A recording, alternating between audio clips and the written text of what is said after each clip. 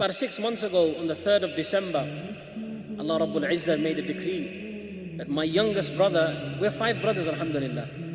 Of the 5, my youngest brother is only 22 years old. Allah made a decree, Allah decided he needs to go, and Allah took him.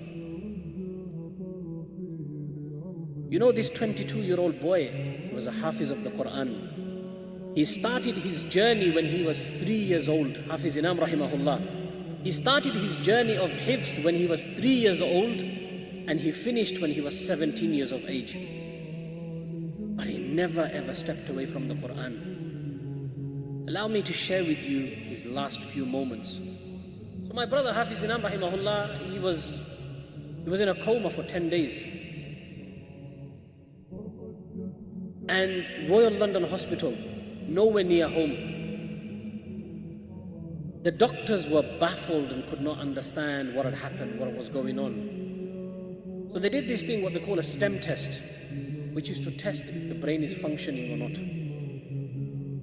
So myself, I was there. I was the one that was making all the decisions. And as I stood there in front of my brother, Hafiz Anam rahimahullah, something really hit me, where I watched the doctors do multiple tests on him.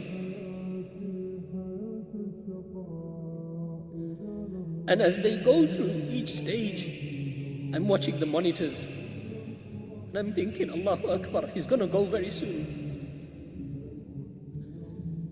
So subhanallah, they complete all the tests. And my young beloved brother, his heart's still beating. And I think to myself, the doctors say, we have to declare him dead. And as you can imagine, I'm looking at the monitor and the heart is still beating. And I said, what do you mean you have to declare him dead? His heart is still beating. And the doctors say that in situations like this is what we call brain dead. The heart will continue to beat. And I thought, subhanallah wa bihamdi, the Quran is so true, our akabirs are so true, what they said, the hadith is so true. Wallahi, I witnessed a heart that has the Quran, it never really dies. So they declared him dead, but his heart was beating, the blood was still flowing, subhanallah. Even though when we did his ghusl, there was his face, wallahi, there was no najis from his body. This was a person who had the Quran.